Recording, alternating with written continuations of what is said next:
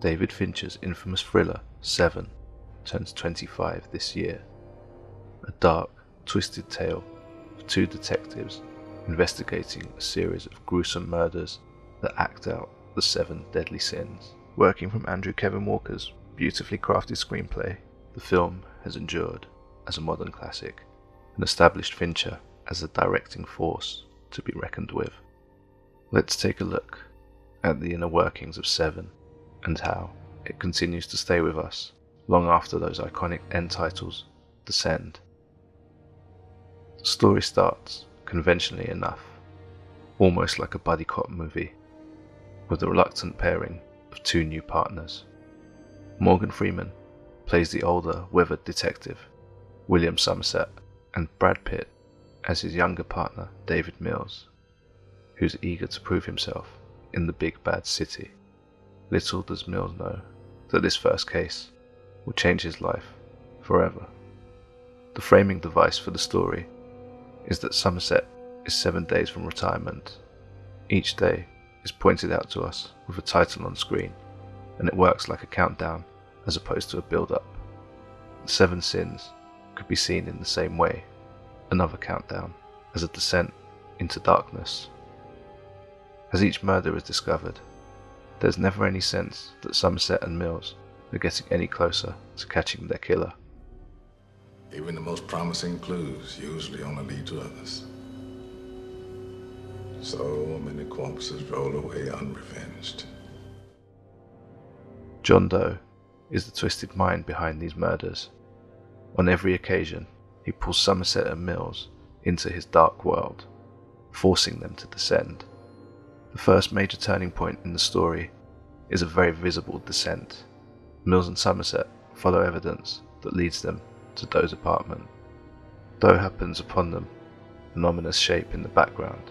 He suddenly opens fire on our detectives, and Mills chases him down a large apartment stairwell, down a fire escape, and down into the street, where he ends up down on the ground with a gun to his head, staring death in the face. Fincher repeats this stairwell motif to add to this sinking feeling, this feeling of dread. Let's not forget, the first time we're unknowingly introduced to John Doe is when he's standing in a stairwell, dressed as a reporter. Mills takes a few steps down and forces him to leave the crime scene. Doe has made him begin his descent. We are shown a downward spiral, and so it continues. They head down the stairs before they storm the Sloth apartment, and also when they go deeper and deeper into the seedy nightclub, when they discover the horrific lust crime scene. The most telling example is near the conclusion. Somerset and Mills head back into the precinct and are heading up the stairs to their office when they're suddenly interrupted by none other than John Doe. He turns himself in, and Mills and Somerset race down the stairs to arrest him, down the stairs into Doe's world, into hell.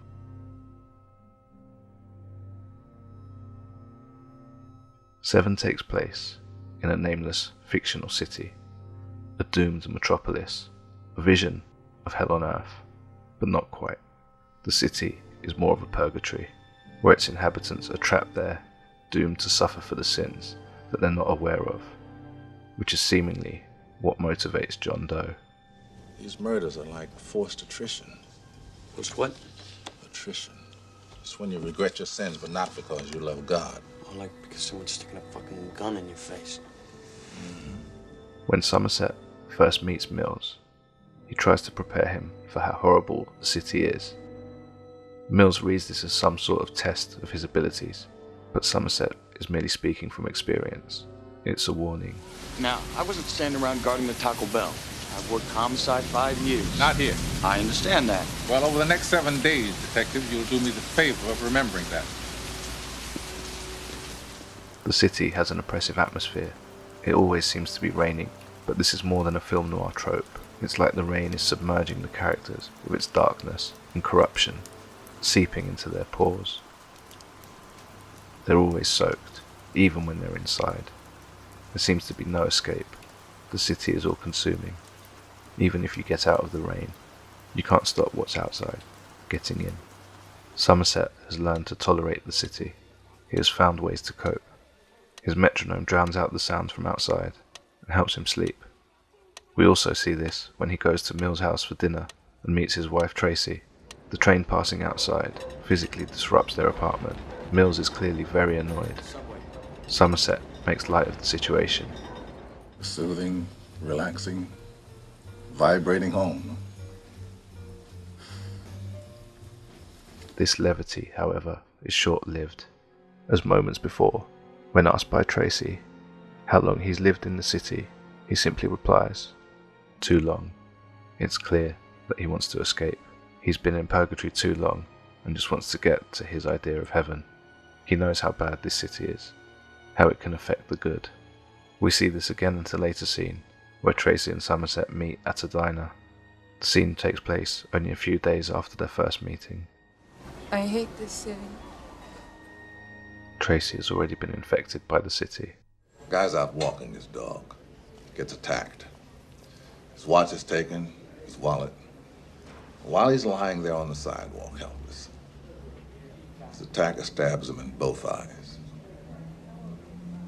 Now, this happened just last night, about 4 blocks from here. Yeah, I read about it. I don't understand this place any longer. It's the way it's always been. Maybe you're right. For Somerset, escaping is the only thing motivating him.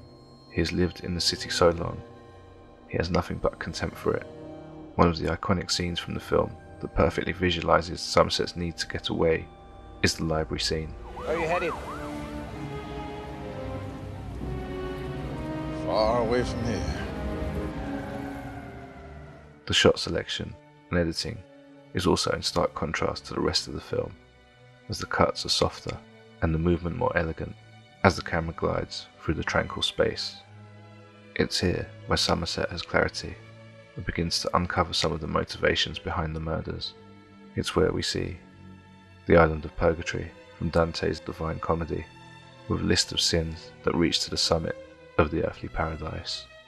This depicts John Doe's vision of all being sinners, but it also conveys Somerset's hope of being free of purgatory proper and reach his idea of paradise. For him, being in purgatory, waiting, and having hope can be worse than hell itself.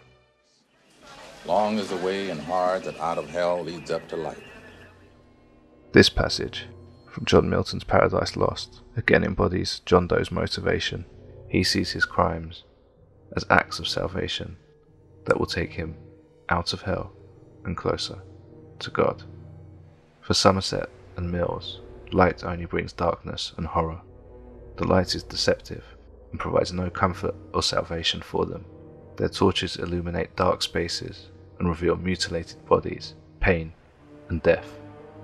Even the light of the photocopier in the library scene illuminates words that depict gruesome text and imagery, including a foreshadowing of the tragedy to come in the final scene, the final horrific scene that takes place in bright, blinding daylight. You can't see the whole complete act yet. But when this is done, when it's finished, it's going to be... people will barely be able to comprehend, but they won't be able to deny. In the Divine Comedy, Dante passes through the gate of hell. Above the gate is inscribed, "Abandon all hope, ye who enter here." In the final location, the electricity towers surrounding Mills and Somerset resemble epic gates dwarfing our characters. They've been led out of the city, out of purgatory, and into Doe's vision of hell, where he will use the remaining sins to teach them the hardest lessons of all. Even though Mills is the one with the gun to Doe's head, it is Doe who has the upper hand. A mysterious package arrives that proves to be a Pandora's box. The box is opened to reveal Tracy's severed head, as foreshadowed in the library scene, and in retaliation, Mills kills Doe in an act of anger, and ultimately one of the 7 sins, wrath. Doe in the end commits his own sin, the sin of envy, and knows he's going to hell. and he takes Mills with him. Ernest Hemingway once wrote, "The world is a fine place and worth fighting for." I agree with the second part. In the end, Somerset quotes Hemingway and expresses some hope. It feels like false hope. According to the myth, when Pandora's box was closed again, the only evil left in the box was hope. False hope. The kind that torments a person's soul, a state of suffering. In the end, he's resigned himself to staying in the city, in purgatory, a fate worse than hell, for the rest of his days. Where you gonna be? Around.